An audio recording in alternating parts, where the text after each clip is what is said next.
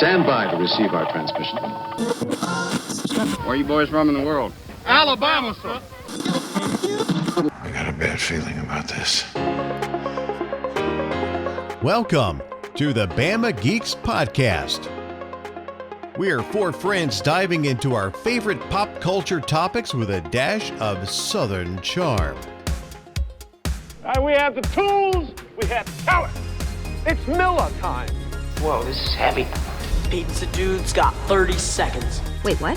Crazy? You didn't say I was crazy. You got the wrong guy. I'm the dude, man. You want something done, you've got to do it yourself. Be excellent to each other. Party on, dudes! So grab your biscuits and gravy, a glass of sweet tea, and enjoy the nerdy hospitality of Brock and Jessica Parker, Bo Bearden, and Kevin Gardner. This is the way. This is the way. And hi again. Welcome to the Bama Geeks, episode 22. We are here to entertain you and ourselves because, I don't know, some of us are out of it and it's fun. And what else are we going to do on a Sunday night? I mean, Sure. Seriously. It's been a long weekend. I'm Brock Parker. Hope you're doing well. And my three lovely co-hosts. Jessica. It's Kevin. Let's Bo. I guess we'll just cut right to the chase. Join Bama Geeks Front Porch. We talked Do the about thing. Do Obey. Come sit on the front porch with us. You have your marching orders. Episode's over. See you later. Good night, y'all. Go search Bama Geeks Front Porch on Facebook. That's our new online community. We've added a few members since the last episode, and we're having a pretty good time in there. Had some fun discussions. Yeah. Definitely join us. That we're trying to build the Bama Geeks community, and that is one way we would love for you to be a part of it. So head on over to Facebook. You can go to our Bama Geeks page at Bama Geeks, and you can find the group there, or just search Bama Geeks Front Porch on Facebook and ask to join, and we'll let you in there. Sure And will. We'll have a good time. That's right. Welcome to those who are a part of our group, and to those who are not, come join us.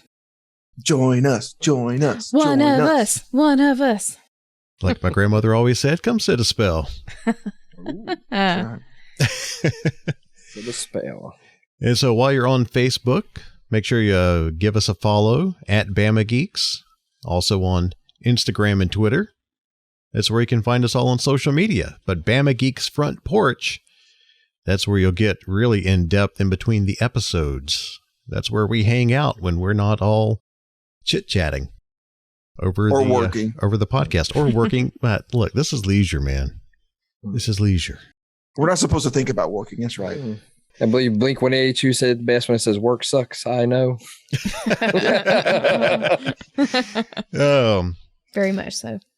No, I love my job. It's just right now I'm kind of going through a brain cobweb thing because I've been working on my the new semester started, and so working on my master's degree, and so I've got a paper due at 7:00 in the morning, and thankfully I'm like within just a handful of sentences away from being done, but that's where my brain's been ever since this afternoon, this morning, last night. It's been fun. Yeah. So what's everybody been up to the last couple of weeks? Well, I didn't really put anything out there on, any kind of social media or broadcast or anything, but if you listened to the last episode, there was the mention that I was running a fever, and yeah, I tested positive for COVID Monday morning. Womp womp. We were really hoping that, that was just a Saturday night fever. But It's podcast fever, right? That's right. But I'm fine. I'm good. It's just recouping a little bit. I mean, I'm over 10 days, past this, so I'm good. Everything's good with me. She's fine. We're finally back out in normal world again, I guess. We were kind of holed up in the house for a couple of weeks. Yeah. But It's rough. I'm telling you. It's not fun having to be forced to not have any contact with anybody. I mean, I'm tired of my bedroom. I'm tired of the four walls of my bedroom. I can tell you that. It'll drive you a little stir crazy. Yeah, I finally got to hug her a couple of days ago after 10 days. But I did pass the time watching a couple of serial killer things on Netflix. You know, that big comforting, soothing, relaxing, comforting viewings. Actually, they were pretty good. I watched one on Netflix about the mafia in New York City, and I watched the one about the Son of Sam that's on Netflix. So, yeah, good comfort viewing there while I'm down with COVID. This is not indicative of future career plans. No. This is not study material for her.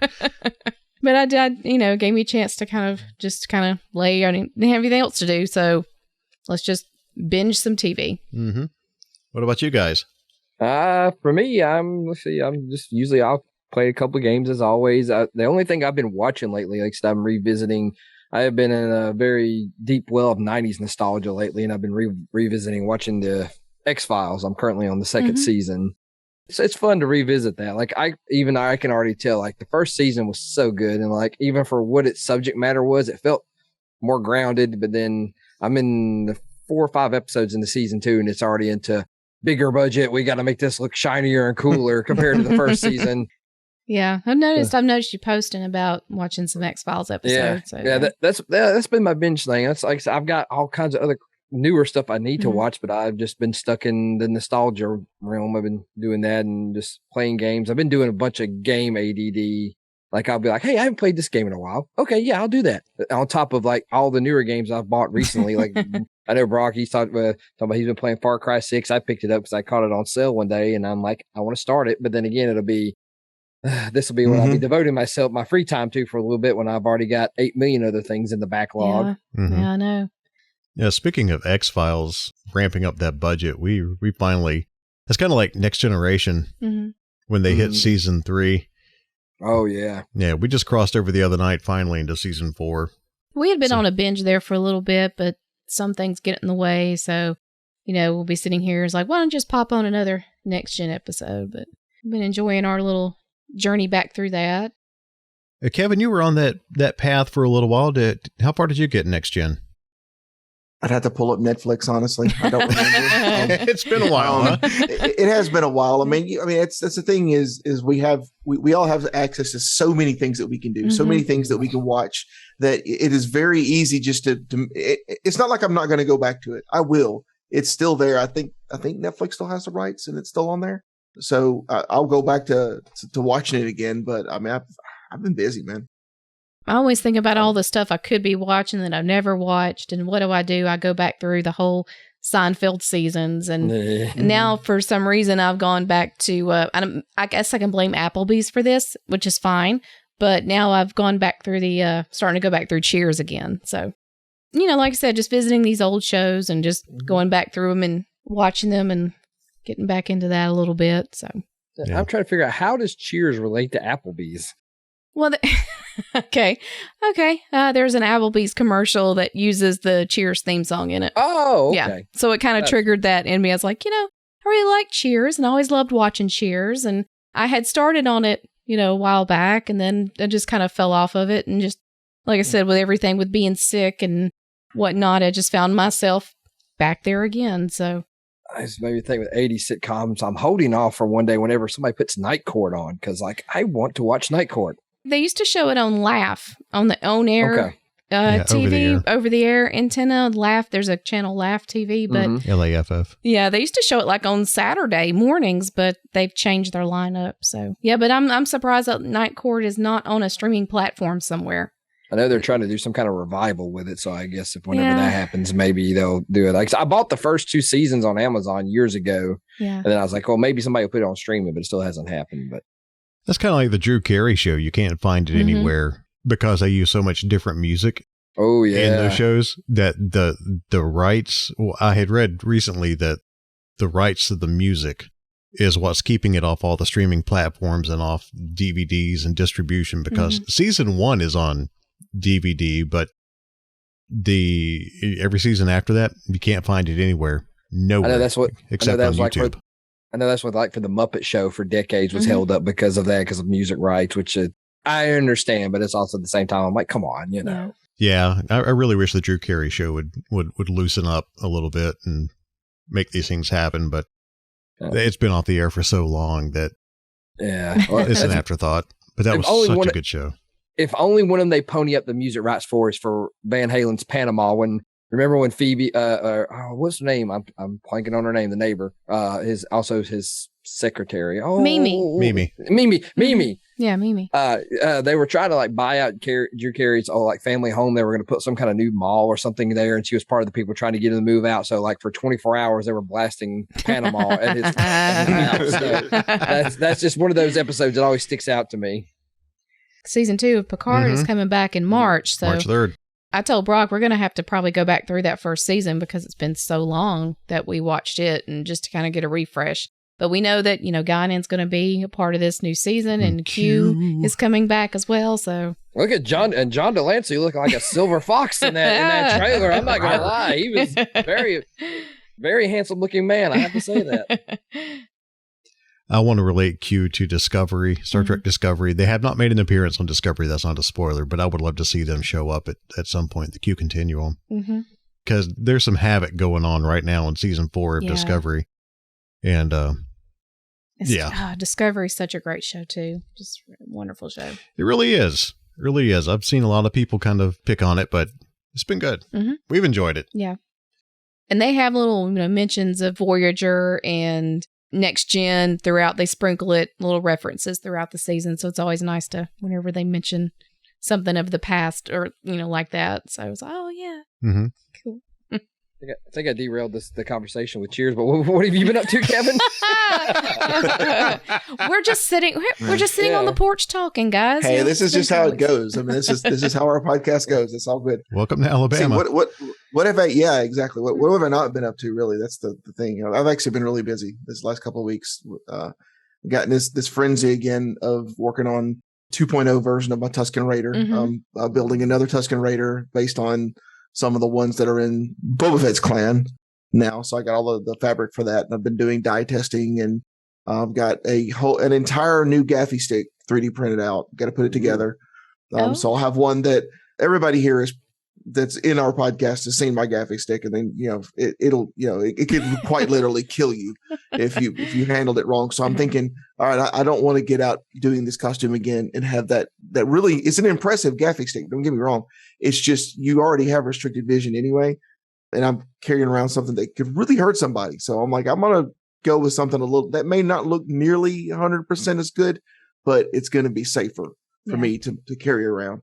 So I've been working on that and been giving my 3D printer a good workout. And I'm also working on Boba Fett as well, too. So that's kind of an ongoing project. That's just a lot of printing that I need to do. And what else? Last weekend, you were in our neck of the woods picking up some fabric for your Raider, right? Yeah. Okay, we were like, you're right down the street, and we'll wave from afar because we are COVID central. So we didn't get a chance to see you. I go come and pick up your pox. I don't want your pox. I want your cooties. Pox upon you. We had no biohazard suits for you to put on coming in the door. So, Yeah. Well, we got, the only other thing I'm working on is finally, hopefully, putting a fence up in my backyard. But, yeah, that's I've got to have another 8 trees taken out before I can do it. So I'm gonna have those taken out here in the next couple of weeks. So yay. Making those guys work out in the cold. Yeah. Well, it's funny because the guy came out and he quoted, and he's like, "So when you want to do this?" And usually it's like, "I'll get you on the schedule." And I'm like, "You guys aren't busy right now anyway." He's like, "Yeah, man, there haven't been any storms." Yeah. I was like, I guess that's a good thing. Not good for you guys. He's like, yeah, not good for us. Because they make their money off of big storms coming through and cutting down trees that have fallen and things like that. So, but that's pretty much what I've been up to, is a little bit of everything, but a lot of costuming stuff. Yeah. Nice. Very cool.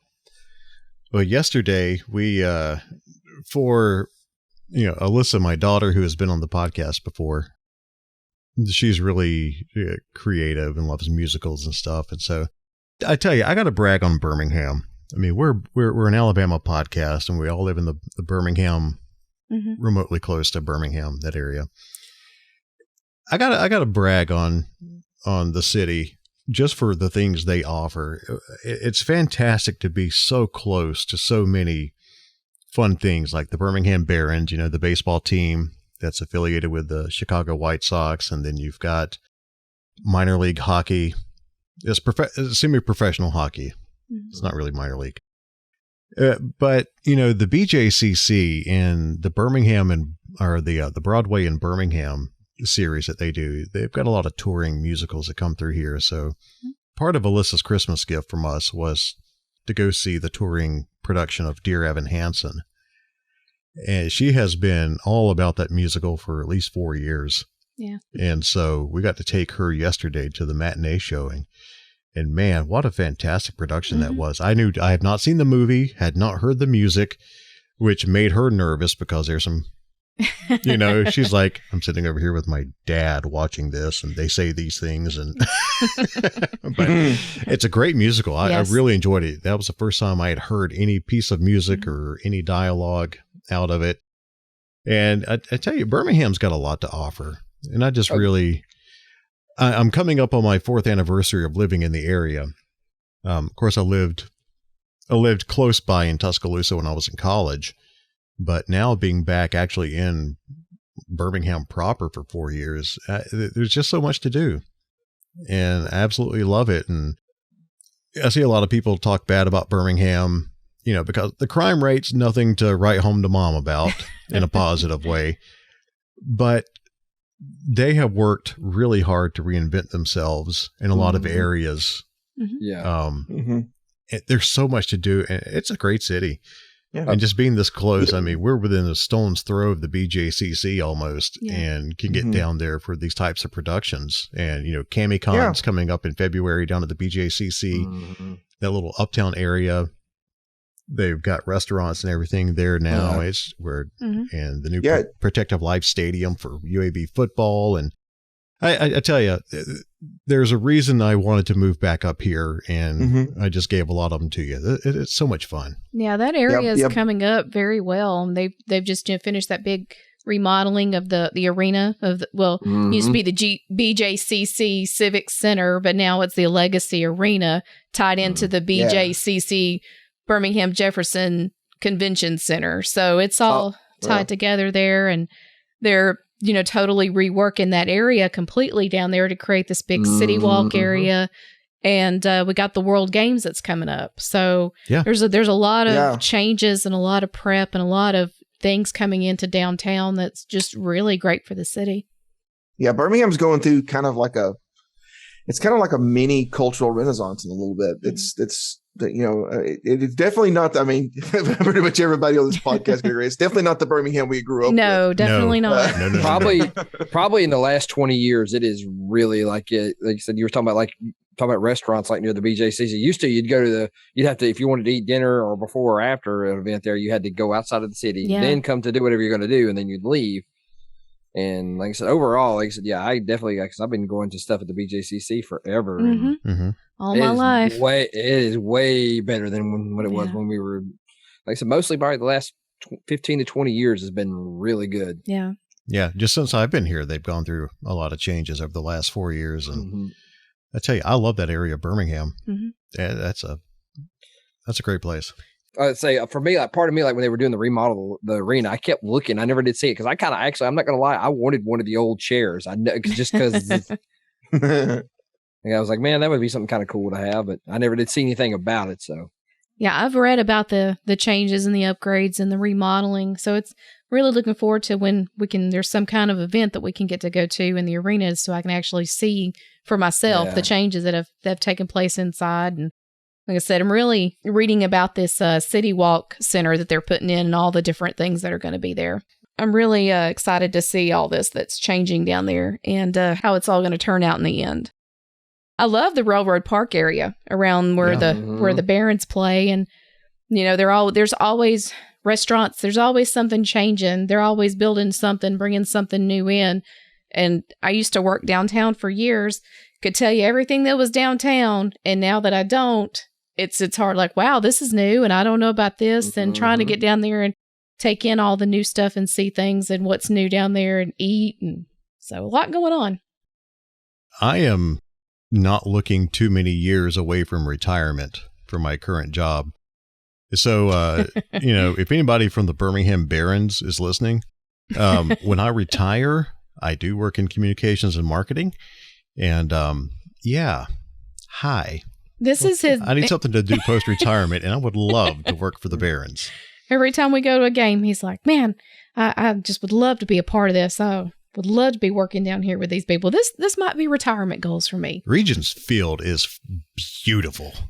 I love Regents Field. I need to go back. I don't think I've been for a game since we had the Ghostbusters night. And then the last time I've been there was a couple of years ago for one of the MS walks. Oh, we ought to all get together and go to a couple of games this year. Oh, There's so much fun. For sure. Like that, there's a lot of the sporting events. Also, like I want to go, like some at the arena. I want to go check out the Squadron, their G League basketball team they got. Yeah, that's So right. Check That's that right. too. Yeah. They play at Legacy Arena, correct? Yes. Yeah, there you go. I saw the post about that too a couple of days ago. I didn't even know that was going on until I saw that. So. Yeah, and if anybody from my job just happens to hear this, I'm not trying to speed up. I love my job. I really love my job. Somebody's getting called to HR. I'm thinking ahead to post-retirement plans because it's not going to be too many more years before I'm eligible to retire. So I'm just thinking ahead, laying the groundwork. Barons, I'll talk to you in a few years. Current job, I love you. I'm not going anywhere. Just 2 weeks to retirement. Yeah, I just wanted to give Birmingham some love. Mm-hmm. Like I said, there's a reason I wanted to move back to this city, and they're improving on the reasons that I wanted to come back. Mm-hmm. They're doing good. So anyway, stay classy, Birmingham. Yeah, please. Speaking about as I drop things, speaking about moving on in life and from life, we all, I made a, what? That is one amazing segue transition. Well, you got to twist it around some, we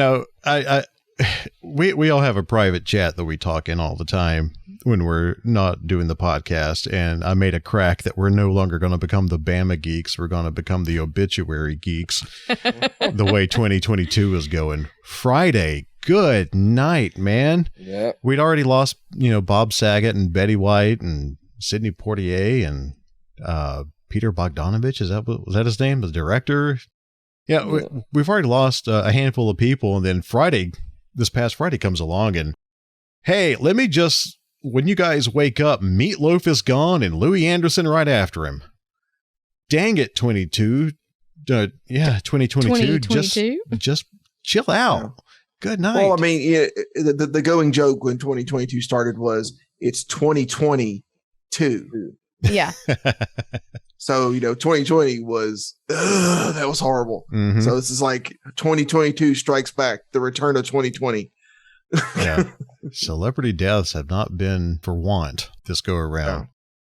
Well, or I like to refer to it as, who did Keith Richards outlive this week? Yeah. There's another person. There was another younger guy. He just passed. The guy. Name? Yeah, he's going to be in Moon Knight. Yeah, can I think of his name? Midnight Man. Yeah. I can't remember his name, but I saw where he's going to play the character of Midnight Man, and we're going to talk about Moon Knight in just a bit. But yeah, that was sad. Was it a skiing accident? Mm-hmm. Man, but we were talking in the pre-chat about Mr. Loaf, as the New York Times allegedly referred to him at Mr. one point. Loaf. Mr. Loaf. His name is Rob. Prior to his I Would Do Anything for Love, I was not overly familiar with him. But when that hit in high school, I mean, everybody knew it. Mm-hmm. That song went gangbusters. And then you guys knew him from a couple of movies too, right? Yeah.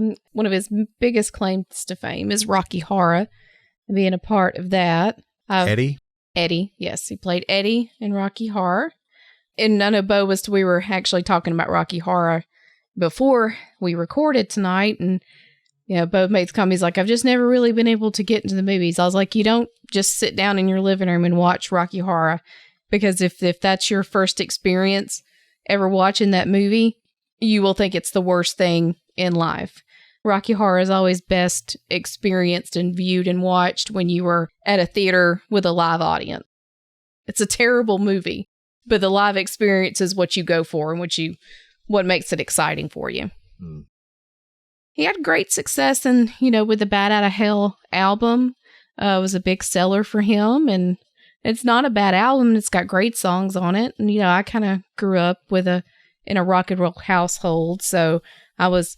That's an understatement. Yeah. A rock and roll based household I grew up in. So, I had the familiarity with him. And then, of course, people our age, he had that resurgence of his career there in the 90s with the Bat Out of Hell 2, with I Would Do Anything for Love, these big epic songs. The music videos, of course, were epic to go along with these songs. So, didn't he have an album called Back from Hell? Yeah, it was Back from Hell, and and supposedly he lost his voice at some point, right? And then that was him bringing it back or something like that. I don't remember. It's like really foggy. Yeah. About his history, but I remember that there was like rumors that he had lost his voice, and all of a sudden he had found his voice again, and now we get to hear Meatloaf again. And always kind of thought that felt like a PR stunt. He was actually supposed to be the guest at Knoxville at Fanboy. Yeah, too. he was. Yeah, that's right. He was. We were going to go up there and see him, but then everything fell through. Yeah, he had 2 Fanboy appearances, I think, that he was supposed to be taking part in this year too. So the most recent thing I saw him on, which is really not that recent, it was quite a number of years ago, and do not send hate mail for the show I'm about to say, but he was on The Apprentice for a season. Oh yeah, I remember seeing that in the commercials. Yeah. Mm-hmm. Well, he had that bit part in Fight Club. And that's all we're going to say about that. So yeah, nope, Kevin. Nope, Kevin was going to say the name, but then he's like, "I'd better not because we're family friendly." And then what was the other one? Tenacious D in the Pick of Destiny. Mm-hmm. Yeah. He played Jack Black's dad. And that was that. Which it was good, yeah. Like I said, he was playing the overly religious father, telling him about how rock and roll was bad, which is funny coming from Meatloaf. Yeah.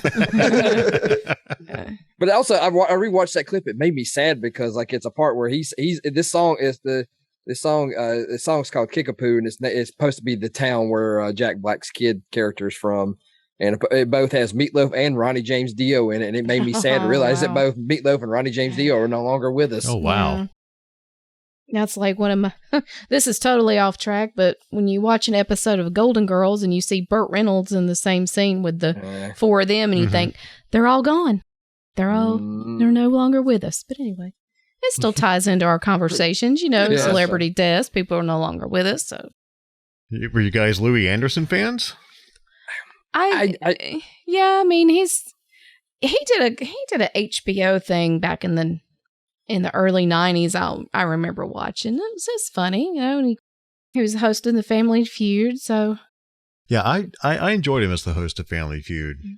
I'll say he also has his little part in Coming to America, which I think a lot of people, that's probably where most people know him from. Yeah. Coming to America and Coming to America 2 or whatever it was. He actually came back for that as well. Oh, wow. Had on Amazon. So I think that, granted, I haven't looked at it on IMDb, but that may have been the last thing that he did.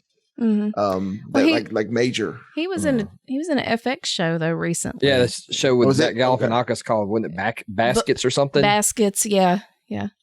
Something like that. He also had a cartoon when we were teenagers. Yep. Life with Louie. Mm-hmm. Yep.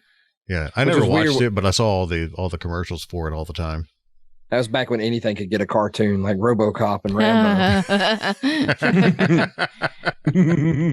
Yeah, I wouldn't say I was like a huge fan, but he's got the little sprinkle of throughout life of seeing him in different things. So yeah. Well, Louie Anderson was also blessed to be the kind of person that all you had to do is say something, like just a couple of words, and you're like, "That's Louie Anderson." Mm-hmm. Oh, like he had that voice. Yeah. Oh, yeah. You could pick him out. You could pick him out of the crowd as soon as he talked. Mm-hmm. So he had that going for him as well. Yeah. Sorry, Brock, you were talking about him on Family Feud. Yeah, like I said, he was in that time after. I'm trying to think. He was there before Richard Karn, and I'm trying to think who did he come after?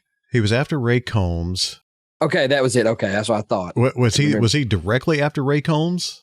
I want to say Ray Combs. He was more the early 90s, yeah. Yeah, because Ray Combs killed himself. Boy, this has gotten into just a pleasant conversation. Back in the late 80s, early 90s. Was it during his run as host? Yeah. Or was it after Family? I thought he was still hosting. Might have been. And I think Louie was not long after that, or maybe mid 90s or something. I can't remember, and I'm not looking it up, so please forgive me. We're trying to go back 20 something years here in our minds that are already struggling as it is. So yeah, I just want to tell our listeners we had this big discussion about how we were going to try to keep the obituary geeks to a minimum here. And then Brock drops. He just killed himself. So you guys remember Ray Combs? So yeah. He was Ray Combs did it from 88 to 94. Yeah. And then he passed 2 years afterwards. And I said Louie Anderson joined it in 99 when it was revived, and he did it till 2002. And that's when Richard Karn took over. Yep. Okay. Al Borland. Yeah. Yeah, time just kind of seems to run together at some points, and you're trying to piece things together. Yeah. So. Is Richard Karn still around? Oh yeah. He was a Pensacon a couple of years ago. Yeah. Okay, good. Because I mean, I would be really depressed if Al was gone. Oh, that would be heartbreaking. I know. Let's get off that thought. I know Wilson's gone. Look, yeah, we lost Wilson's the only one we lost. Man, we lost him back in 2002, 2003. Mm-hmm. All right, guys, what's the next subject we can talk about? Yes, let's do them wild transitions. Well, let's talk about the death of gaming, apparently. Oh, good. Oh, come on. Nice. It's not that bad. It's not that bad. So what Brock is referring to is the big news that just hit of Microsoft acquiring Activision Blizzard. $70 billion. And then the 20% or $20 billion market drop that Sony got the day after the revelation came out. Yeah. Hello, Xbox exclusives out the yin yang. Oh my gosh. Yeah, this is all y'all discuss this. This is totally not my wheelhouse. Yeah, Jess's foray into gaming is Candy Crush for the most part. That's been her current obsession. But you played Nintendo. What was that really addictive game on Nintendo Switch? Animal Crossing. I haven't touched Animal Crossing. I haven't touched my Animal she Crossing. doesn't want. Oh man, your villagers are going to be mad. That's why she's not picking it up. That's why I'm scared to go back. I've abandoned them. She's going to be accosted. I've almost thought about starting all over again, but I thought no, because I've got all my debt paid off and I got so much money in I was like, I don't want to start all over again. But man, my island, I could only imagine how many weeds are on it, and my villagers hate me right now because I've abandoned them. They're suffering from abandonment right now. Yeah, but her foray into Xbox, that world is, her son, my stepson, and myself are both Xbox gamers. Bo's an Xbox gamer, so yeah, that's her. Yeah, or just watching Brock play. So yeah, Far Cry 6 all the time. Well, Bo, do you want to go into how you feel about this, since I kind of intro here? Oh, you're good. For me, I don't know. Like I said, I'm gonna tell you, I don't get into that console fanboy teamism. I like Xbox. Their service has been more what I prefer. I have PlayStation. The newest PlayStation I have is the 3. I like Sony's product. Heck, I got a PS2 sitting right beside me, which to me I think is probably one of the best consoles ever. Yeah. But overall, as all, like I said, I prefer Xbox. But like, I know it's the whole thing. Like, let's be honest, they bought Activision, which Activision owns Call of Duty, which whether you like the series or not, it's one of the most profitable games in gaming, which, a lot of people play it. And I know a lot of people are all, I don't think Call of Duty is going to become a Xbox exclusive if they're smart, because that's a whole lot of money they could make, just from other people. To me, my biggest thing I think what's going to happen is it's going to, like, Microsoft's been doing this big thing to push for their Game Pass, which is like basically it's Netflix gaming, kind of the best way to think about it. And I think what this is just the pad to their wheelhouse of this service. I think they're kind of moving past, looking down the future past, don't buy our console, buy our service. Yes. That's what I think is happening. Yeah. And like, they're still going to release it physically for PlayStation. Eventually you might be able to buy Game Pass and play it on PlayStation. But I think that's where it's going. Yeah. I think the thing is, it was really easy when Google first came out with Stadia. You remember Stadia? Mhm. It's still kind of an active thing. Google hasn't killed it yet, which is surprising. It's actually making money. It apparently is doing pretty well. I think that's the direction that we're going. It's going to get to the point where we're just going to have network connected, because the consoles require to have network connections for doing everything now anyway. So it's just a matter of just taking the hardware portion out of it and then just having everything stream over the internet like Stadia. Yeah. So you've got, if you couple that with what you're talking about, Bo, with the Game Pass, that's everything you need there. And the one thing that you look at it from the perspective of Activision, I think the majority of what they bought that for was Activision, but they also get Blizzard. Yeah. So Blizzard's the other part of the coin. Not only do they have Call of Duty with this, they have the most successful, massively multiplayer online role-playing game of all time, which is World of Warcraft. And World of Warcraft is a game, if you follow anything to do with computer gaming right now, Blizzard has not been doing very well. Blizzard is, they've been mired in PR scandals, HR issues. It's been a veritable crazy house for them there. So if Microsoft can do anything, go ahead. I'd say that's what I've been hearing. A lot of people, like, the general feeling is if anything's good to come from this, maybe they will make the culture at the company a lot better than what it was. Yeah, it's I think that's part of, like, we're not going to lie, like, Microsoft probably got Activision Blizzard for a steal because of that. Yeah, I don't think they would have even entertained selling before that because they're so successful. It's just, in my mind, two things were going to happen. One of the two things were going to happen. They were going to sell, or they were going to split Activision Blizzard again and let Blizzard go off on its own and let Activision go off on its own. Because at one point they were all Vivendi, and then Activision came into the mix. But World of Warcraft could potentially go on this Game Pass as well. Wait, you think they might bring it to console? Yes. Well, I do honestly think that they haven't experimented with it in a while, but I forget which expansion it was. I think it was Wrath of the Lich King. They actually had some code in there that they had mined out where they were actually starting to put in control bindings. They think this is where it could be possible. It's because I don't know, like I said, if you mess with it, it's Xbox has been doing this cloud-based gaming, which or sort of like Stadia.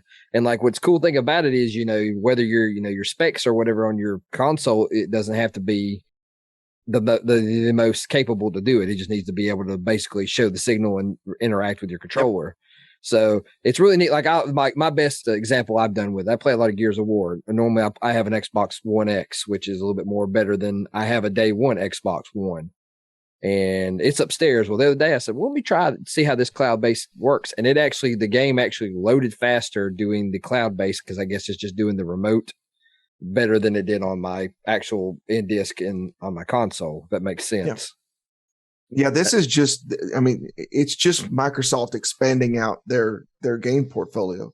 And the thing is I could fully see now, Microsoft that we grew up with is not the same company it is now. No, not at all. The thing is, back in the day, they would have been like, you use Microsoft and that's all you use. I could totally see in the future them making a deal with Sony to make it where they could stream their Game Pass through Sony's hardware.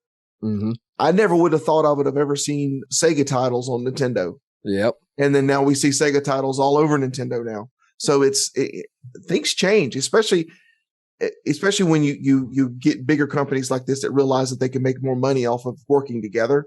The only negative to this is that I wanted to bring up is it's the same problem that I had with Disney purchasing Star Wars. Is that you have one mega corporation that when they're putting out TV shows, they time TV shows to where they get the maximum output from Marvel, from all this, from Star Wars, from all their franchises, and it slows things down. It slows the amount of things they can do down because they don't want to compete with themselves. The same thing happens with game companies. You get this one big game company and they don't want multiple franchises that they own to compete with each other, then they'll delay it or they'll rush it out, which is even worse. We've had this really bad run of AAA content coming out basically like an early access where it's in beta, and then them just patching it afterwards because they have the capability of doing this and just rushing it out. Heck, you get better quality games these days from indie developers than you do. So I can only see that getting worse with one big, large, monolithic company running things. What do you think you were talking about? Like of the Activision titles, like I said, Call of Duty is the one I play the most, mostly just because I like the zombie mode, which has always been my main reason to buy it the last 10 years. But like, I think a lot of people are like looking forward to it slowing down because it's been a yearly release since, for the last 20 years. And it's basically, I mean, you got 4 studios working on it. And it's basically kind of the same thing over and over, but they do 1 or 2 things. I think what you're talking about, this is one thing I think like gaming is about to go to in general. Like with the current Halo, it's called Halo Infinite. Basically, it seems to be a hub, and then it's going to be something they're going to just continually build for.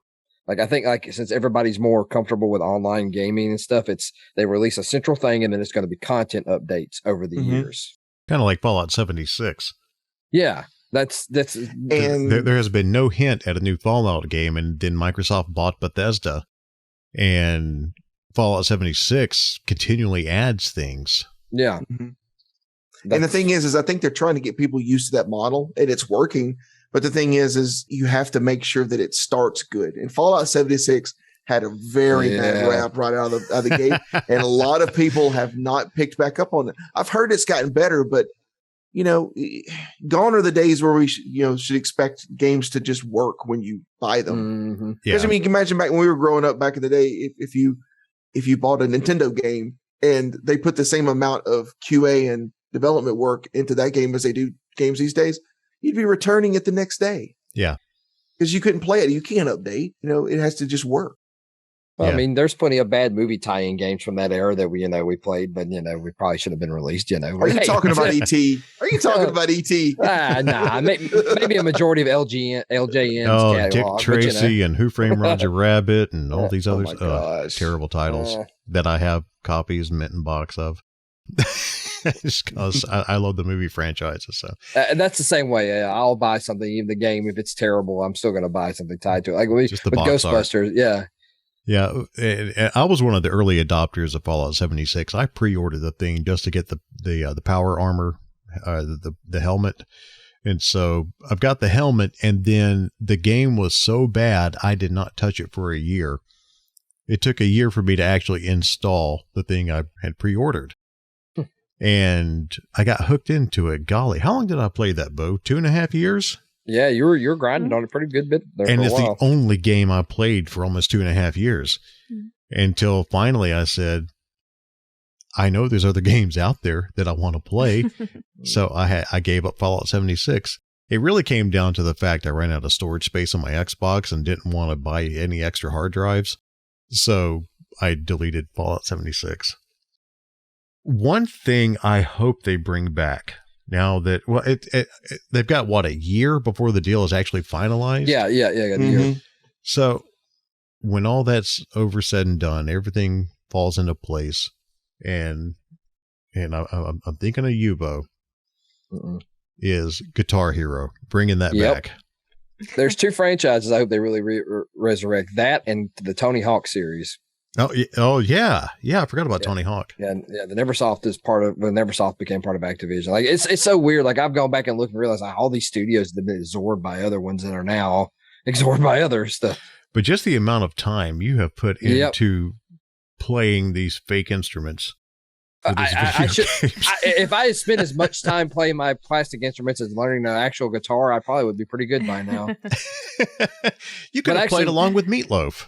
Exactly. I think what I'm doing now, though, that's kind of crossed my mind since I've dug my trombone out of the storage. I think I'm actually going to start picking it back up and getting back a little bit proficient back on my trombone playing. I've actually been thinking about it. Okay, so when we're talking about growing the Bama Geeks podcast, one of the things is we're going to have bonus member episodes at some point, probably, and you're going to have, first rights to Bo's trombone albums. and if you pay and you get the next tier up, then you can actually get Kevin to add on too, because I still have my trombone. It's in the closet in there. I'll bring it out every once in a while. And now that I don't have a dog that freaks out whenever I play it, I could probably play it more often. And I have a trombone that I have not touched in 25 years. So for the top tier, you get the bad stuff.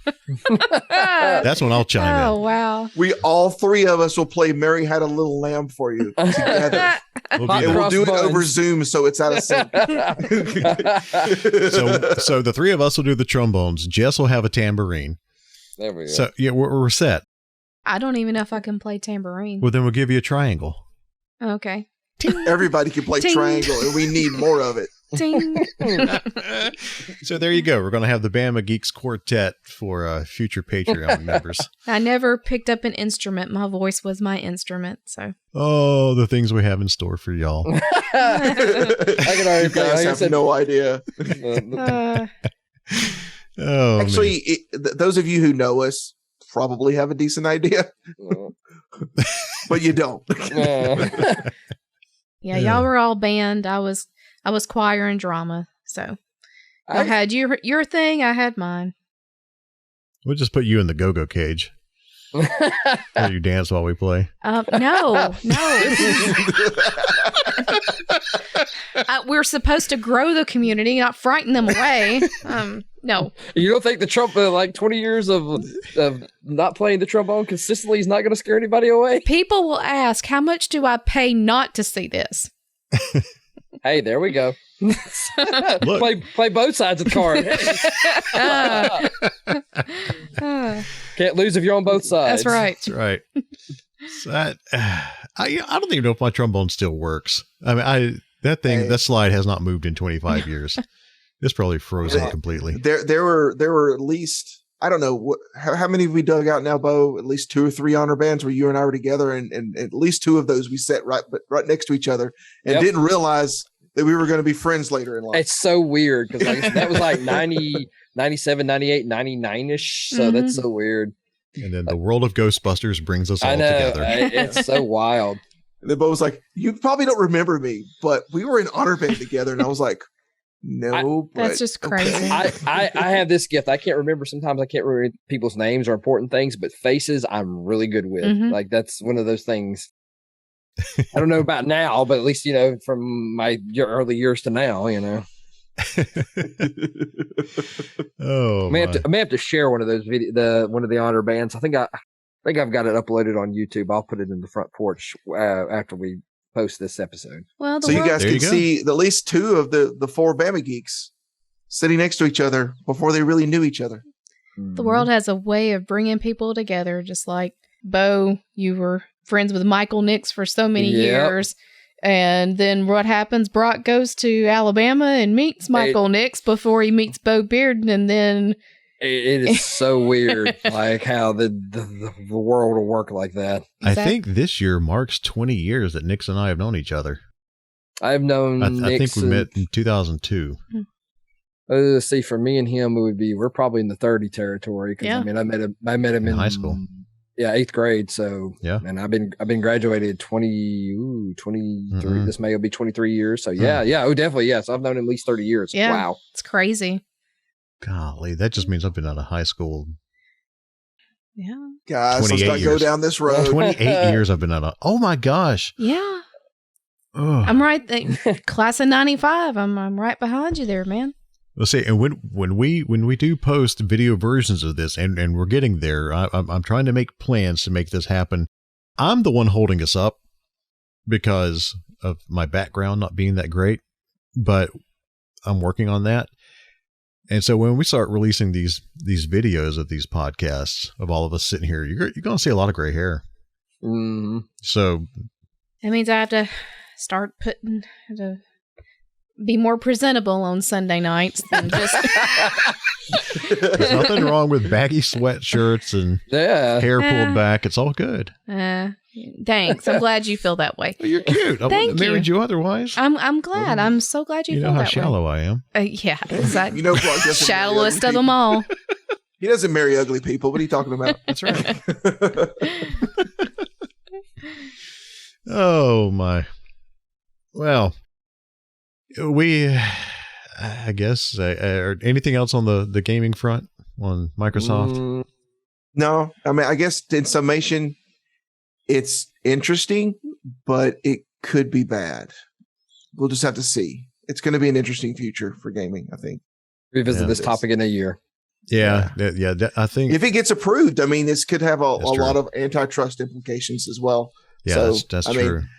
I mean, we've pretty much seen the original Ma Bell almost come back all the way back together, like a transformer or something that had been busted into pieces. But who's to say the same thing won't happen with games? Revenge of Bell South. I'll just go back to playing games on the RetroPie, or maybe at some point eventually pick the Switch back up. So that Switch is our Nintendo Switch has not been turned on in like 3 months. Yeah, it's been a while. Got to go dust that thing off. If you, I don't know, like I said, everything's got a subscription online service. Like I said, definitely, if you look into it, Nintendo's got one. They've got a lot of old NES, SNES, and N64 and Sega games now. Yeah, we've got the family plan for that because of my son. Mm-hmm. One of our shared friends on here, Darnia, he messaged me and he was like, "Hey Kevin, you got a Switch, right?" And I was like, "Yeah." He's like, "Yeah, you need to go. They got a sale going on with Star Wars games." And I was like, "Man, I haven't turned that thing on, and I don't even know how long." But I went and looked, and I was like, I don't know if I want to get them because I'll never play. I've got games I bought I've never played. I'll already do that on Steam. I don't need to do it on another platform where I buy games and never play them. I got so many Steam games I need to play, but my computer is just like. We'll get there. Is that literally what it does? It does. It really does. I'm surprised that's running Zoom right now. I'll be honest. Oh, well, you guys seen the Moon Knight trailer?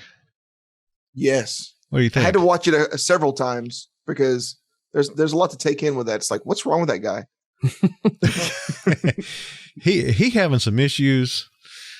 Yeah, I've got a buddy that I've met him about the same time I met Nix when I was in college, and he's a big Moon Knight fan, and I have not spoken with him about Moon Knight, but I see some of his posts. I think he's pretty excited, and of course Oscar Isaac playing the lead character, and love him as Poe Dameron in the Star Wars sequels. Mm-hmm. So it looks interesting. I know nothing. I know zero about the character. So yeah, but I mean, I went into knowing nothing about Guardians of the Galaxy, and that turned out really good. So I mean, it's just how they do it. That's always my hope, is that if I'm not familiar with something, I always try to put that Guardians of the Galaxy, in the back of my mind. But you have to, because we went in knowing nothing about the Eternals, and oof, that was not good. No. That Raven endorsement keeps me from wanting to actually watch it. I have watched a little bit of it, and I'm like, I get why people don't like them. They're like so old that they're sick of each other, and then it just that energy they give off of just like they're dull, the apathy. It just infects that whole film. To be fair, Gen Xers are full of apathy, and I have so much apathy, it's stupid. Yeah, but we don't like apathy in our movies, though. That's true. I mean, we're apathetic, but not, But I should be able to understand their apathy. Their apathy is just boring. Yeah. Yeah, I don't even want to. Eternals, that was almost 2 hours of my life that I won't get back, and I felt really disappointed and let down. I wasn't excited. I wasn't. Just nothing about it grabbed me. Yeah. So we're hoping that Moon Knight does not have that effect. Mm-hmm. I think Eternals would have been better if they had done it like a series, maybe. I think it could have been better that way instead of a full-length movie. Yeah, I agree. But, I don't get paid to make those decisions. So, but I think Disney is gearing everything towards TV now. So now that they've got Disney Plus and it's their main bank, I think they're gearing just about everything. I mean, we haven't heard anything in a while about them doing moving forward with the Rogue Squadron movie. I mean, that's probably because of Wonder Woman 84. Yeah, that might. Yeah, but I mean, at the same time, I keep half expecting that to get reworked into some sort of TV show instead of it being a movie. Mm-hmm. Yeah, very well. good. I mean, I'm okay with like stuff like that now because I mean, people they like the studio stuff understand people will sit down and binge watch a whole series in a day. So I mean, they're like Cobra They can Kai. do that. Cobra Kai. Oh my gosh. Oh, I hate having to wait between seasons for that show. That's such a good show. Well, you know, they did finish filming. They just finished filming on the next season already. So they just Really? got to get it Okay. together and get it out. Yeah. They finished filming in December, I think. Yeah. Yeah, It's we're still that waiting on the last season of Better Call Saul, too. Yeah. Yeah, that one's a... Granted, Bob Odenkirk had a heart attack and COVID hit. Yeah. Thankfully, they're all okay now. He's okay. Okay, I think I can't think of any kind of current series I'm like waiting on something new for because I'm watching old stuff. I mean, yeah. Oh, I mean, we're watching, for some reason, we're watching Peacemaker. And that actually surprises me a lot, too, that you guys are actually it surprises me. As vulgar as that is. Yeah, you know, I'm going to be honest, I did not like the Suicide Squad. I didn't. Are you talking about the latest version? Yeah, the latest version. Okay. Because I enjoyed it. It was so over. I actually like that a lot. You guys know me. Hey, you like what you like. That's yeah, what's wrong with that. and it carried over to the Peacemaker. You know, I'm used to seeing John Cena as the wrestler. You know, whoa! You can see him occasionally. There you go. Occasionally. You know, I see him as the guy with the Make-A-Wish kids and everything like that. I don't see him as the Peacemaker, and it bothers me. Maybe that's why he did it. You know what I mean? There's, you know, yeah. I mean, he's trying to break out of the rut. Well, it's a complete 180. I mean, it's not what I expected John Cena to tackle, but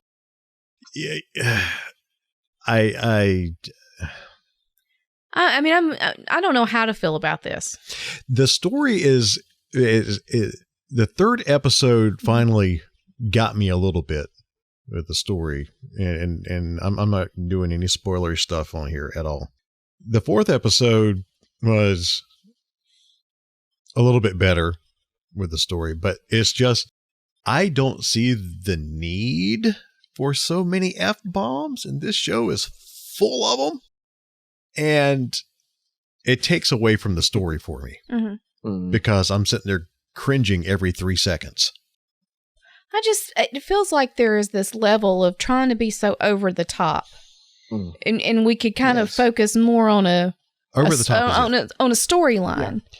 Yeah. It's like they're trying to push over the top so much that it's exhausting. Yeah. It is. It's exhausting. Yeah. And so the only reason I've watched all the episodes is definitely not because of the, you know, clear, concise language or innuendos every other sentence as well. I'm trying to keep up. Honestly, I think that's it. Is I'm trying to keep up with all the shows and stuff that are coming out because I've always loved comics. I've always loved pop culture. And so I'm watching it, and it's a hard watch. Peacemaker is a very hard watch because it's in that same vein of the Suicide Squad, naturally. And there was so much in it that I don't know. And I mean, I love Guardians of the Galaxy, James Gunn. Yeah, I do. And I just, you know, I know within Marvel there's a little more tighter rein, but I love the stories that he's put out with the Guardians of the Galaxy. I love those films.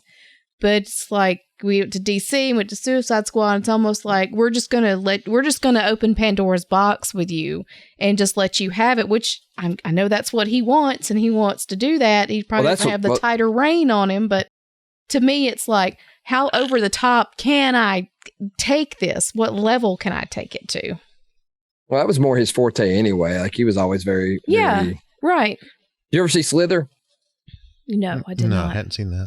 You ought to watch that. It's one of his earlier. It's earlier movie, but it's a kind of like, I would say it's like, you've seen Slither, haven't you, Kevin? It's kind of the alien slug type. It's kind of like Invasion of the Body Snatchers. Yes, kind of nod, but it's a fun movie. It's him. I mean, it's not his F-bomb laden, at least that I remember, but it was still, you know, there's a lot of good familiar faces. Nathan Fillion's in it. Jenna Fisher's in it. Michael Rooker's in it. Michael Rooker is really awesome in that movie. Okay. Jenna Fisher's in it? Really? I guess they were. She's got a smaller part. She's not like a major character, but she has a smaller part. That's probably at the time they were married. Yeah. So that's right. She was married to James Gunn. Okay. But like, I mean, I'll be willing to check that out. I don't think I've ever ever seen that. Yeah, we'll put it on our Like I said, list. I am the more DC guy anyway. Like I said, Mm-hmm. I've been kind of Peacemaker. Like even though I like Suicide Squad, like I like some of the goofiness. Like I've seen the opening sequence dance scene thing, which is that's kind of funny. But as a show, like I was really not that interested in it. Eagly is awesome. I'll give you this much. The Eagle, the bald eagle is awesome.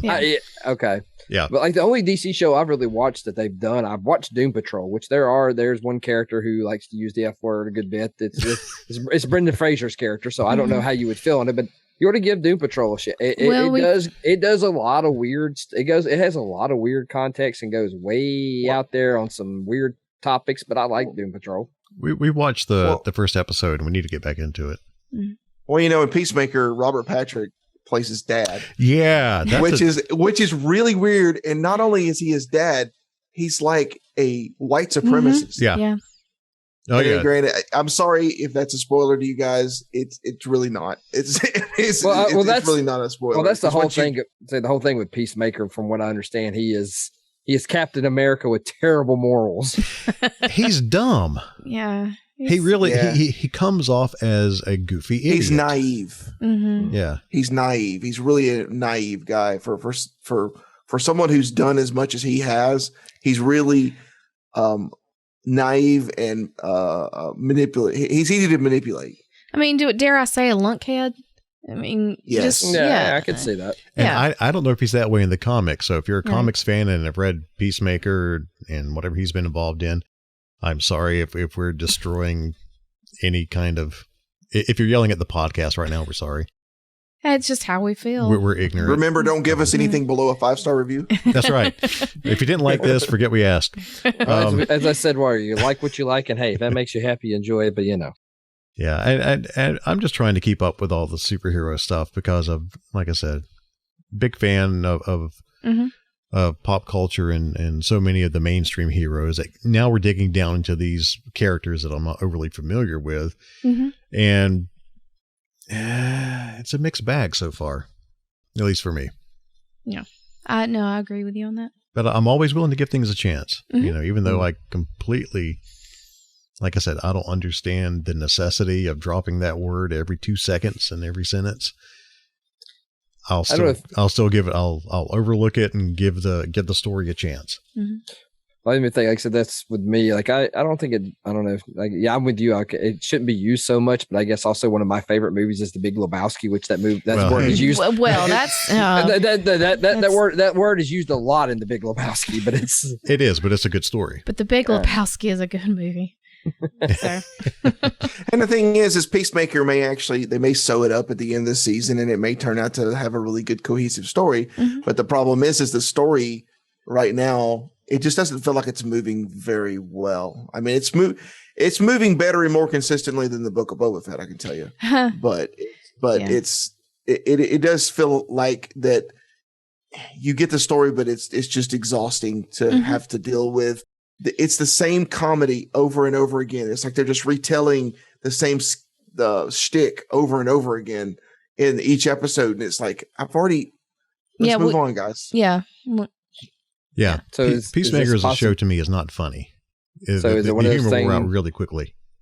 So is it one of those things where we need to wait till the whole season to watch? Because I hadn't started it yet. Probably be best. Yeah. Okay. Just binge it. Just wait. I don't know how many episodes there are going to be, but yeah, I'd wait till the end of the season and then just binge it. Yeah, just binge it. We were just sitting around and they released the first 3 episodes right there back to back, and so we just sat on the couch and watched it. And by the end, we were like, okay. Then they released episode 4 this past week. I'm like, well. Discovery's on hiatus till mid-February, so let's just pop this on. But yeah, our Wednesdays are all shored up, like you were talking about, Kevin, with Book of Boba Fett. So let's go ahead and there's the spoiler siren. We're going to talk Book of Boba Fett and episodes 3 and 4. And I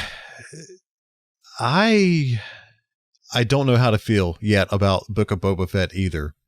I've got mixed feelings on it, not in bad ways, not in good ways. I'm just waiting to see where they go with it. Yeah. The problem with the series so far, in my opinion, is it's the split story.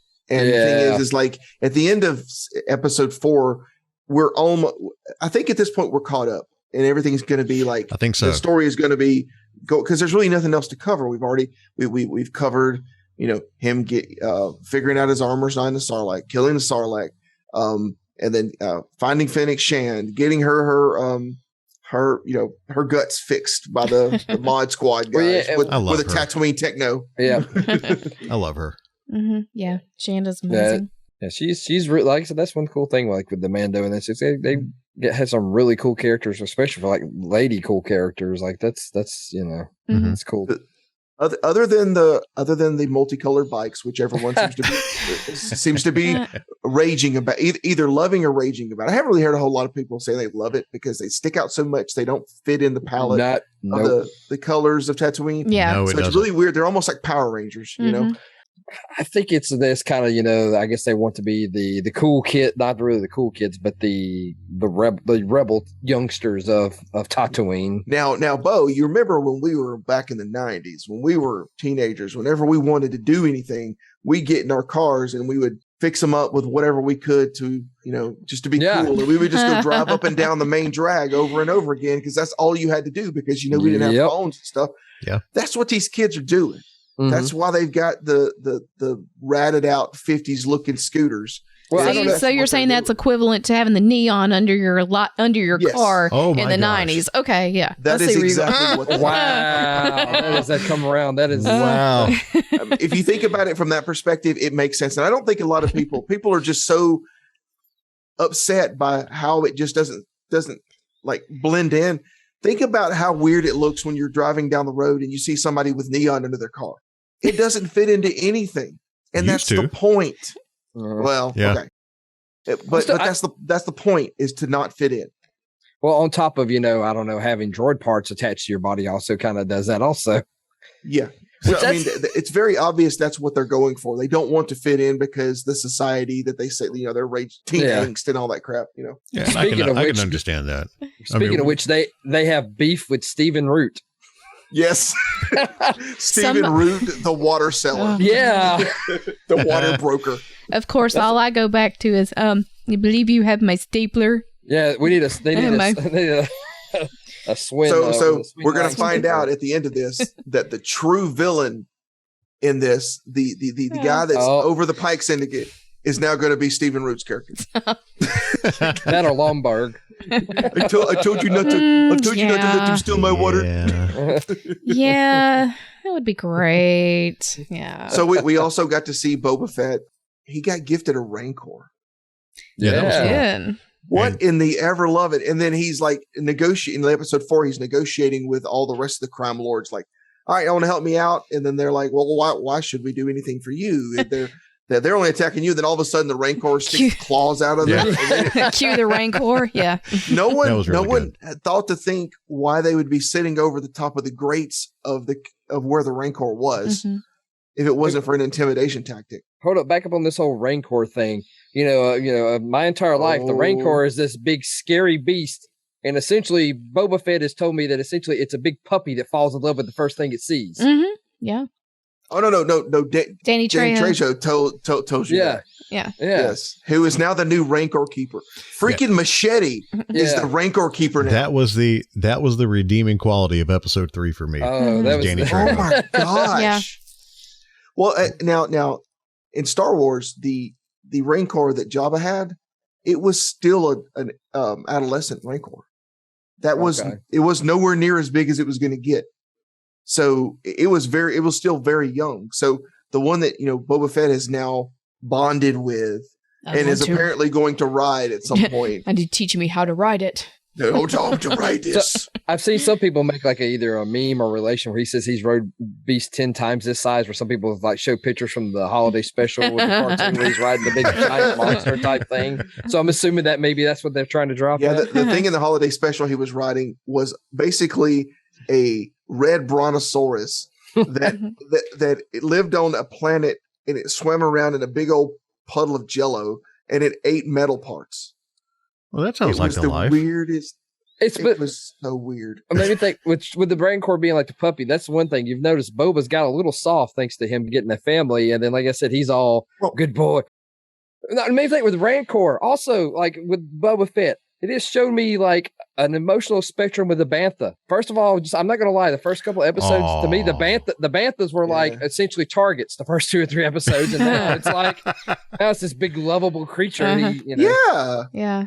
Oh, I sent a tweet out to Ryan Dole because Ryan is always telling Jess and myself to have kids, and so he loves to say make babies.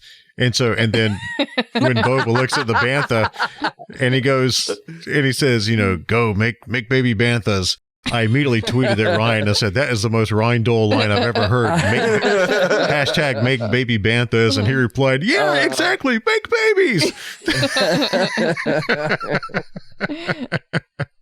That's funny. I mean, the biggest complaint that I've gotten, that I've heard from several people so far about Boba is they resent the fact that he's losing his evil edge. Yeah, he talks too much. Even Tamara Morrison came out.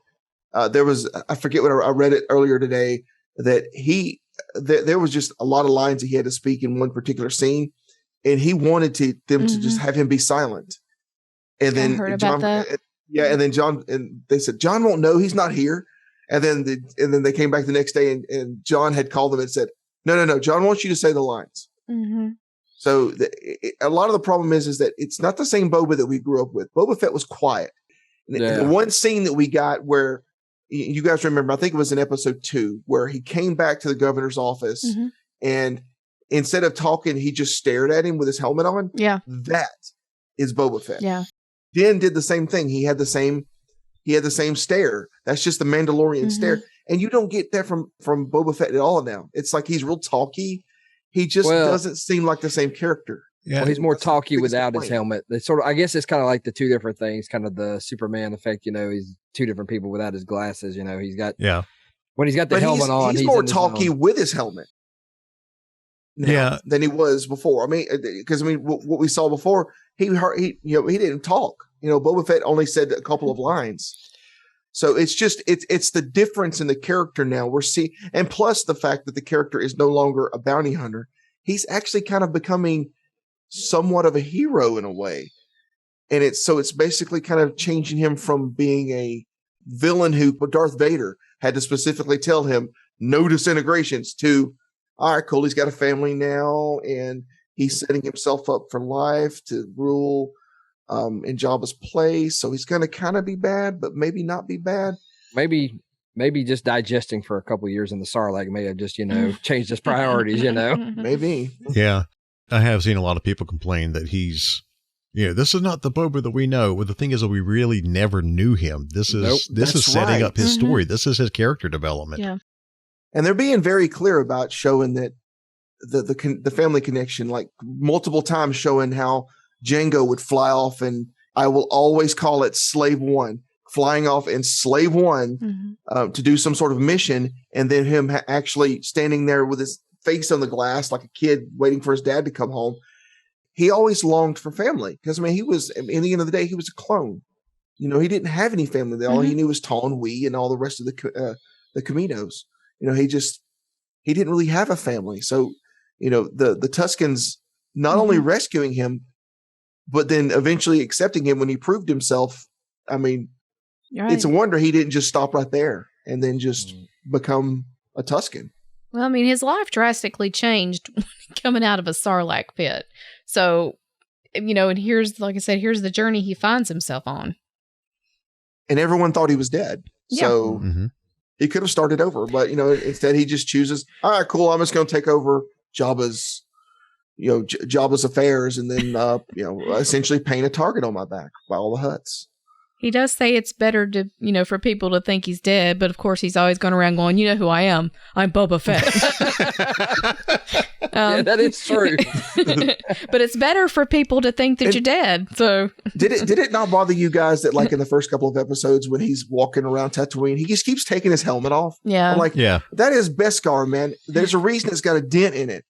It will protect you from blaster shots, man. What are you doing? Yeah, that's the other complaint too. Is he keeps his helmet off too much and he talks too much. So it's there's a lot of mixed feelings out there in the universe right now over this. And well, it's also a bit different than Mando because it's actually him in the armor, not, Pedro's only face shots for when they needed him. Well, and the Mandalorian was supposed to be Boba Fett. Yeah. You know, it's as far as the shows and stories and everything else. Well, and you have to remember too, the Boba Fett is missing one incredibly endearing dynamic that Mandalorian has that is going to potentially struggle with next season. Is the first episode of Mandalorian, we get hooked immediately, not only with the fact that we've got a Mandalorian, but at the end of that first episode, we get Grogu. Yeah. And then you have that father protector status thing that hits immediately, and everybody's heart jumped and then just like melted right there. You don't get that with this show. And there's a good chance we will never get that magic again in Star Wars. I hope we do. Yeah. But that magical moment of that first episode, I don't think they're going to be able to do that again. I have this thing where it's like I couldn't wait for Friday. Couldn't wait for that Mando episode. And I couldn't wait to have the chance to watch it. And either me and Brock trying to, get together where we're both watching it at the same time. And now but I was like, oh, okay, it's Wednesday. It's Book of Boba Fett. So there's I want to watch it, but I don't have the same drive like I did watching Mandalorian. And you can blame the baby, and if you want to blame the baby on that, then fine. But that was one of my hooks. I'm not blaming the baby. I'm just saying. No, I know where you're going with that, but I'm saying for me, maybe that was a driving force for me to stay invested in this. That was a driving force. Mandalorian had a hook. Mandalorian had a massive hook that kept us all on for every season so far. Yeah. Everything it has kept us, and then now we've closed that up with Luke coming and picking up Grogu and saying, I'm going to go and train him. We don't know where this is going to go in the next season. Is Grogu going to be around? Yeah. I don't know. All right. I have no idea. But the other characters in Mandalorian are intriguing enough. Yes. Right now, Boba, I like Boba. I love Fennec Shand. And I'm interested to see where they're taking him because, this is a slow burn. Book of Boba Fett is a slow burn, but with Mandalorian and Jon Favreau and Dave Filoni, I keep trusting. We have it's 3 not episodes exciting. left. Yeah. 3 we episodes. We have 3 episodes left. Yeah. And we're probably no longer doing past stories now. So everything should be present at this point. From this point forward, hopefully we're going to be doing nothing but present. And keep in mind, the whole idea behind Mandalorian was to do spinoffs. So, we have Book of Boba Fett now. Then we've got the Ahsoka series. And now we have the rumored, pretty much confirmed, but not confirmed officially, Bo-Katan series that would be coming out. I'm just hoping that Star Wars doesn't do the same thing that they did with Marvel and they run out of villains to do. Have a villainish. And speaking of villains, I did want to drop this one. In the pre-show, I told my participants, my fellow Bama Geeks here, that I was going to say who I think is the big bad in Book of Boba Fett. So, we got the Pike Syndicate, right? And, those guys are pretty evil, but you can definitely tell they're tools. They're being used by somebody. I think it's going to be Prince Shizor, the Black Sun. I think we're actually going to get the Black Sun in this. Okay. Black Sun, the Crimson Dawn. Everybody knows Crimson Dawn. That was in the Solo. Yeah. That was the one that was created and ran by Darth Maul. But one faction we haven't heard anything about that was an expanding universe is Prince Shizor's Black Sun. And he was an incredibly powerful character that even stood up to Darth Vader in a fight in the expanding universe. He was very influential, and they've already shown that they're perfectly willing to pull one influential expanding universe character, Grand Admiral Thrawn, in to be a primary antagonist. So if they have no shortage of villains that they could pull in, but the fact that we haven't seen Prince Shizor at all yet or heard anything about Black Sun makes me think that we're about to. Okay. Big time, because he had entanglements and involvements with Jabba's sphere of influence. But there's a really good chance we're going to see that. And everybody else other than me on the call was like, what? he is an incredibly influential villain in Expanding Universe. And if they keep him looking like he did in Expanding Universe, you guys are going to love it. He was phenomenal. Okay. Big green guy. Well, let's talk about well-known characters. Do you think, as our resident Star Wars expert and encyclopedia, you think Han's going to get dragged into this because of his history with Fett? Possibly, but I hope not. I really do. I hope they stay away. I mean, it's like Jessica's mentioned before that, you know, they did pull Luke in at the end of Mandalorian, but that was a logical conclusion, though. We knew Grogu was going to have to get trained anyway. We knew it was either going to be Ahsoka, who had already said, I'm not. So we knew someone, the only person that was really training at the time was Luke. So it was logically going to be Luke at some point, even though we were all surprised when he showed up in the the X-Wing and started like tearing droids apart like they were tissue paper. But with Han, he doesn't need to be there. There's no reason for him to show up. I mean, I would love to see the younger Han aged up a bit and then not actually try to age Harrison back down. Like they're going to be doing with this new Indiana Jones movie, apparently. I would rather them not do that. I would rather them just not, because Star Wars is more than the core Skywalker Solo family. Just get away from them and let's do other stuff. Okay. But yes, it could happen. Well, Han always had a Wookiee with him, and now apparently Boba is going to have a Wookiee in tow, it seems like. Yeah. I was so hoping to seeing them two go against each other for a little bit longer. Now, Kevin, you said those two had done yet. You said those two have a rivalry history, correct? Yeah. The first time back, the name of the character is Black Chrysanthemum. The first time he comes up and he does the whole big Wookiee glare at him, and he's glaring at him, and then Boba does the whole little bit of dialogue where he talks about it. He's not a sleeping Trandoshan guard. He's actually referencing a job and a previous run-in that they had together. Because you can see Black Chrysanthemum's reaction when he said that, because he was just ribbing him like immediately, like yeah, you rookie. Yeah. Because I mean, unlike Boba Fett, who is more of a bounty hunter, Black Chrysanthemum is a killer. He is a gladiator. He likes, I mean, in episode 4 where he just gets mad at the Trandoshans for just having fun and rips one of them in half. I mean, he's a gladiator. He just wasn't having it. He was like, not today. That whole scene was called "Let the Wookiee Win." That's all I could think of. I really hope that Black Chrysanthemum is apparently going to be a part of the last 3 episodes, I think. But I really hope that they keep him around, not necessarily as like, this is Boba's one of his guys, but to be a chaos element, like someone that could pop in and out of the storyline and mess things up, to be an uncontrollable element, because that's kind of what he is. He's very uncontrollable. He is one of the coolest looking elements out of Boba Fett for me. Yeah. I mean, no doubt. just as soon as we heard the drums, the doom, doom, doom, doom. And then I was like, when I heard that, I was like, oh, here comes the Hutts. Okay, cool. And then when they came around the corner, and what I wasn't expecting was I remember when the first time I watched it, I saw the dais coming around and the podium. And then you looked under and I was like, those are some furry legs under the podium. And as soon as he walked around the corner and it was like that slow-mo of him walking, I was like, oh my God, they got Black Chrysanthemum. This show just amped up, like what I mentioned earlier, Jessica, about the whole moment we got at the end of episode 1 of Mandalorian. Right. That was the equivalent in this for me. Yeah. Was like having him there. I was like, oh, not only do we have a Wookiee, we finally get to see a bad Wookiee. We've only ever seen good ones. We get to see a bad one now.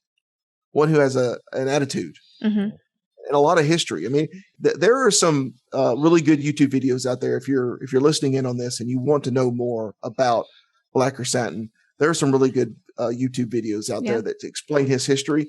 He's had it rough. I mean, that's one thing that these shows have done for me too, because I'm not as, well versed in a lot of the deep lore of this. So when all these characters come about, that gives me that, okay, well, let me check this person out. Who is this about? Who's coming into this world that I know nothing about? Give me some info here. That's kind of like the thing bear. with the Tuscans. I mean, like we talked about. Yeah. For we only had this one view of what a Tuscan raider was, and I know that there's different tribes of Tuscans and things like that, but still, it kind of gives you a more of an insight as to just this things that used to be just kind of like one-dimensional characters. And here you go. Let's talk about these people and what they do and how they live their lives and things of that nature. Well, we cannot acknowledge Hibachi Grievous too now.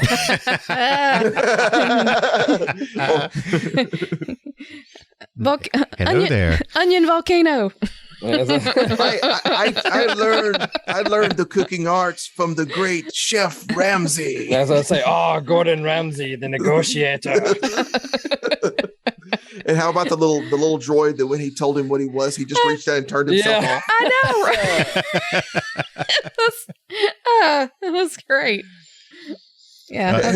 Did you tell me? We haven't talked about this much, but did you guys all think it was incredibly dumb when Boba was like, "I'm going to look down into the Sarlacc by just pointing the ship down"? Yeah. And I was like, "What are you doing? That thing is not dead."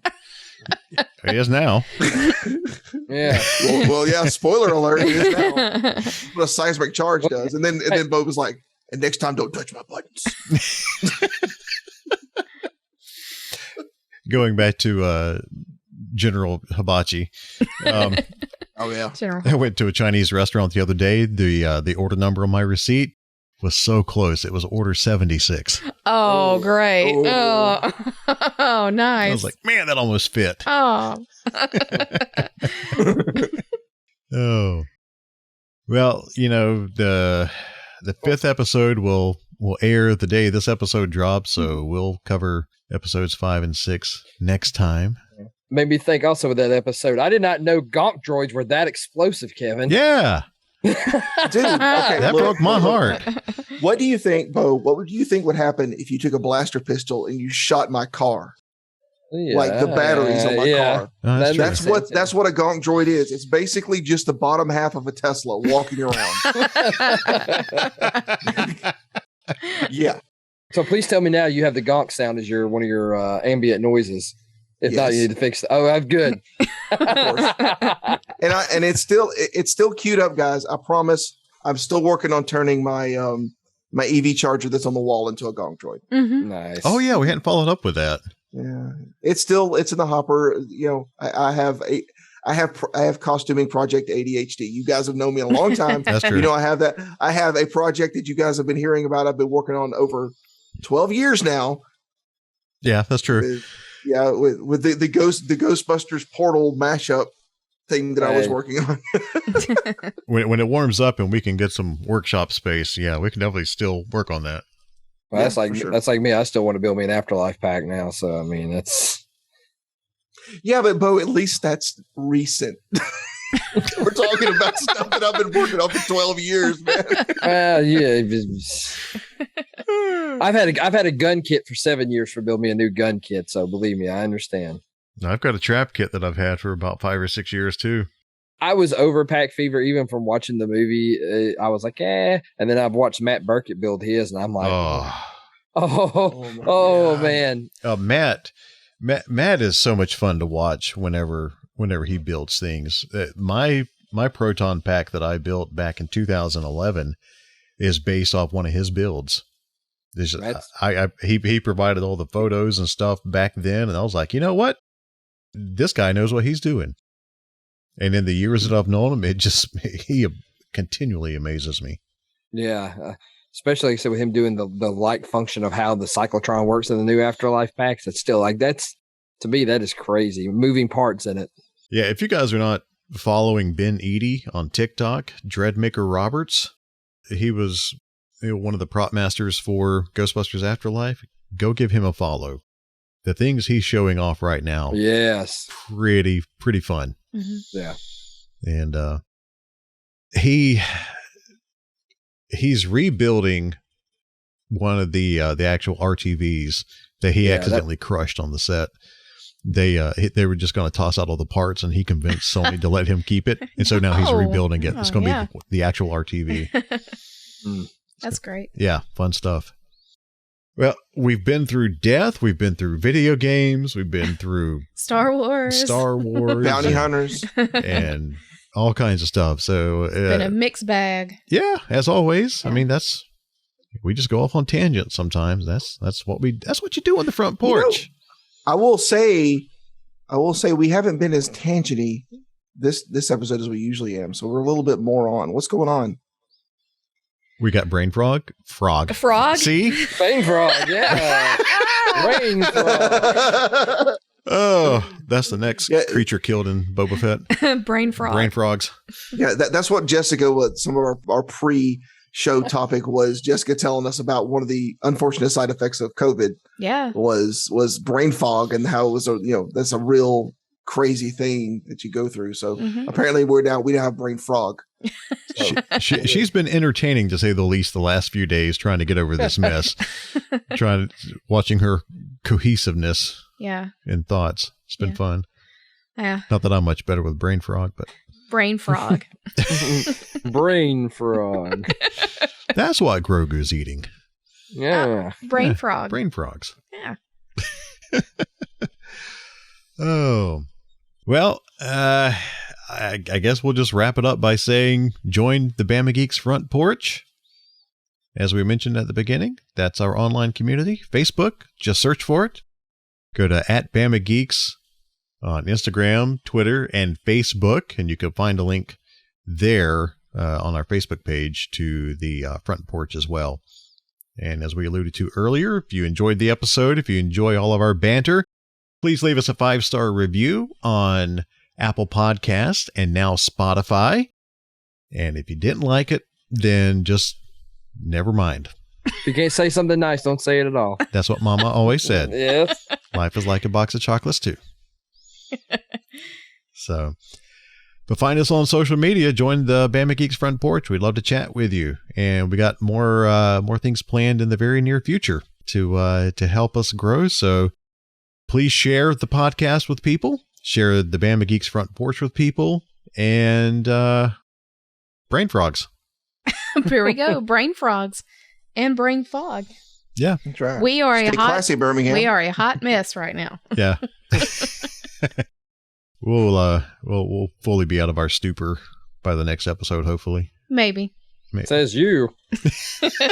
I plan on staying in my stupor. Yes, exactly. You're good at something, never do it for free. Oh, well, thanks so much as always for joining us. You guys want to say goodbye? Goodbye. Goodbye. Yeah.